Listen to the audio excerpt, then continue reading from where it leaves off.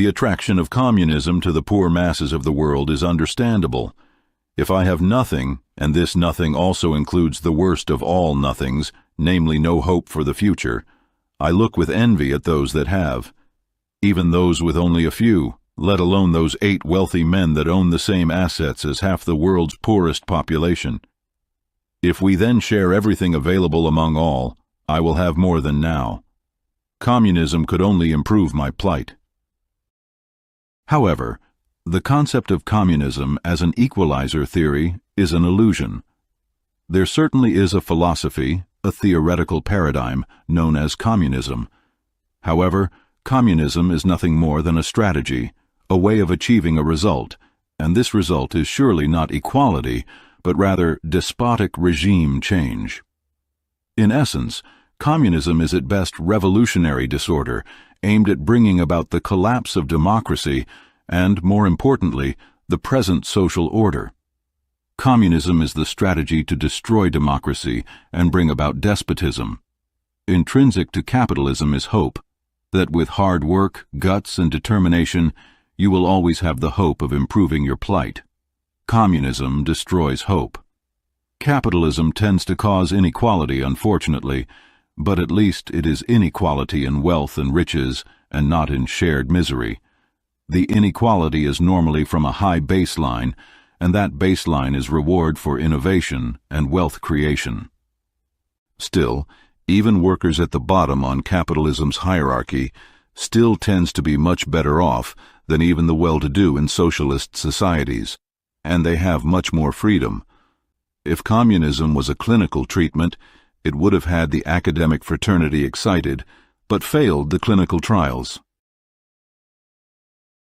Communists claim to strive towards the eradication of inequality, or then, in the language of communism, the doctrine of the conditions of the liberation of the proletariat.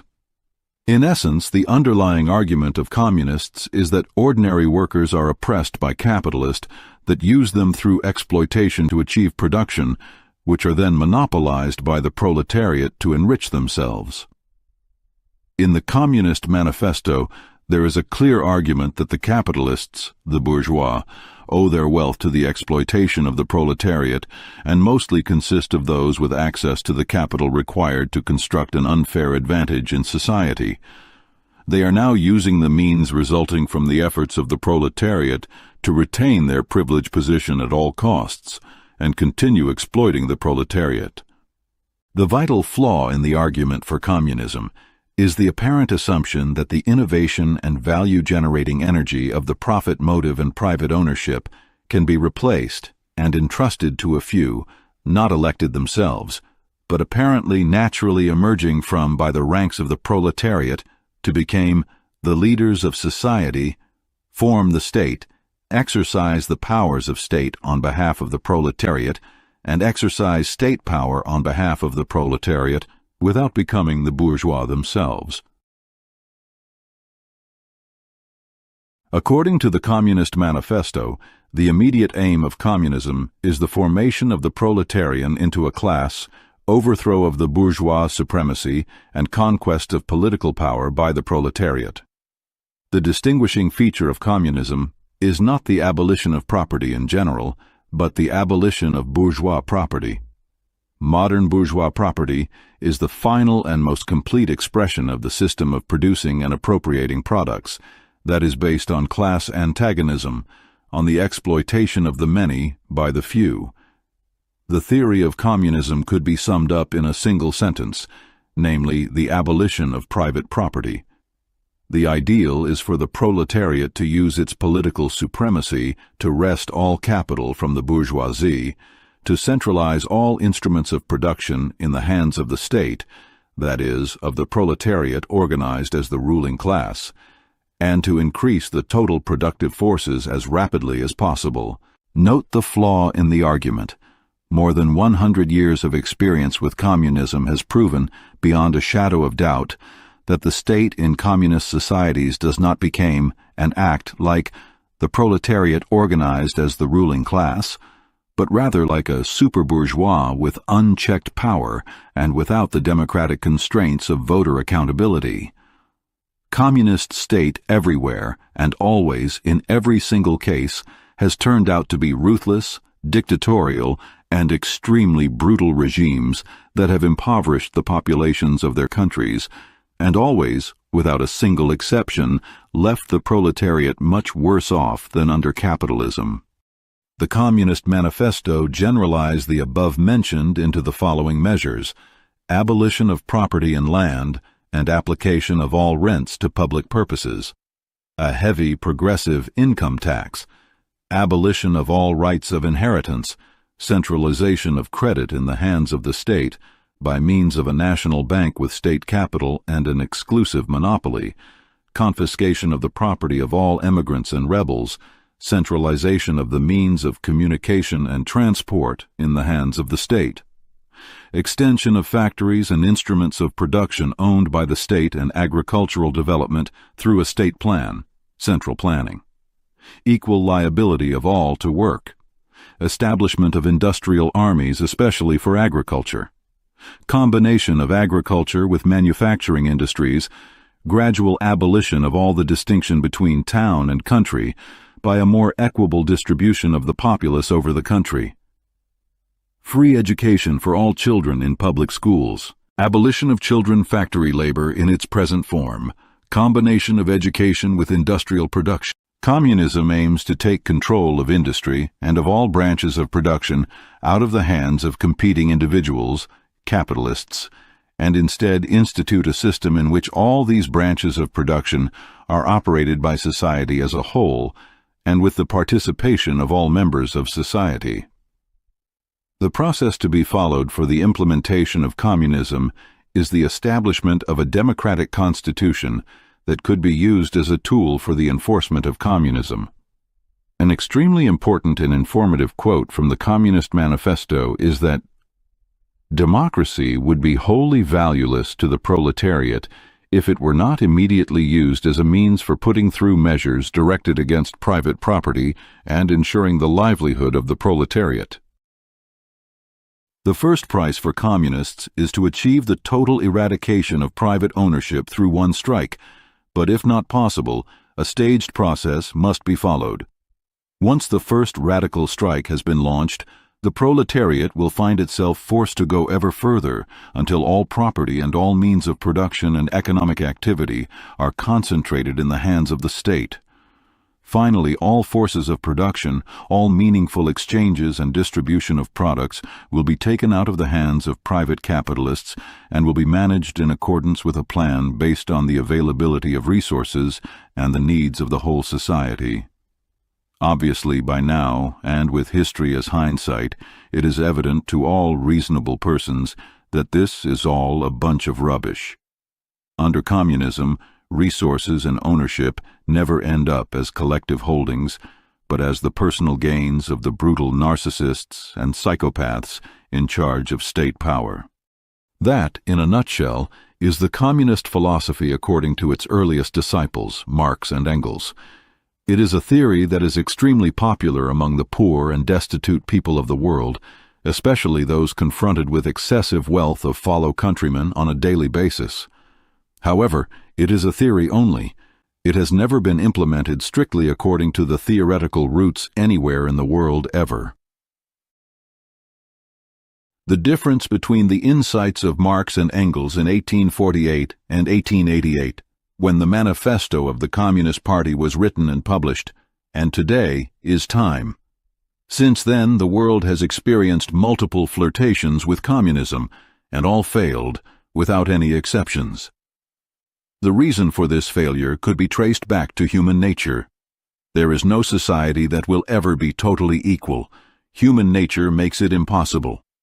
What communism has done extremely effective is to provide a tool, a strategy, to mobilize the poor, who is normally also the vast majority of the population, against the current order. The useful tool of communism is the fact that it is ideally suited to created disorder, a state of affairs ideally suited for evolving a new order, that is, ideally suited for regime change. However, once the transition of power has been completed, nothing really changes much in terms of have and have-nots relationships.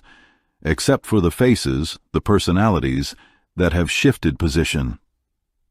The leaders of the communist revolution became the new haves, and the capitalists, ruling class, of the old order the have-nots, discrimination reverse, and the instruments of terror flipped upside down.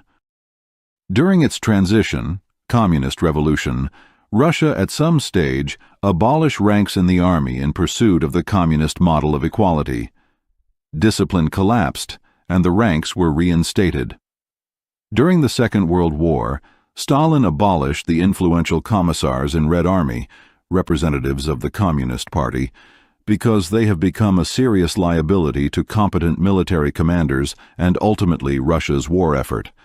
But after the war, he returned to the disorder because it was a vital necessity for him to retain and uphold his brutal one-man-dominated regime.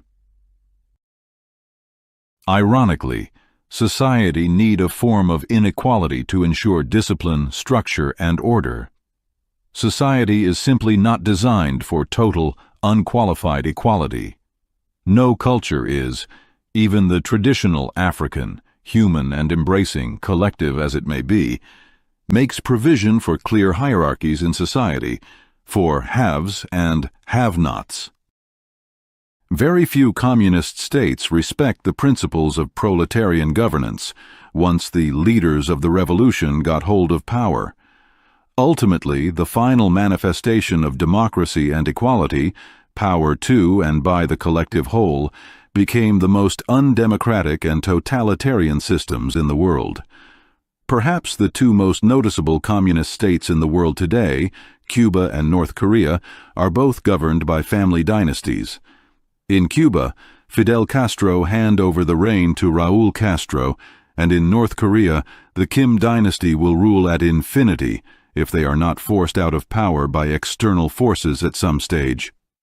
They are more feudal kingdoms rather than a communist state, although Cuba had selected as clearly opposed to, elected a non-Castro as president since the initial writing of this text.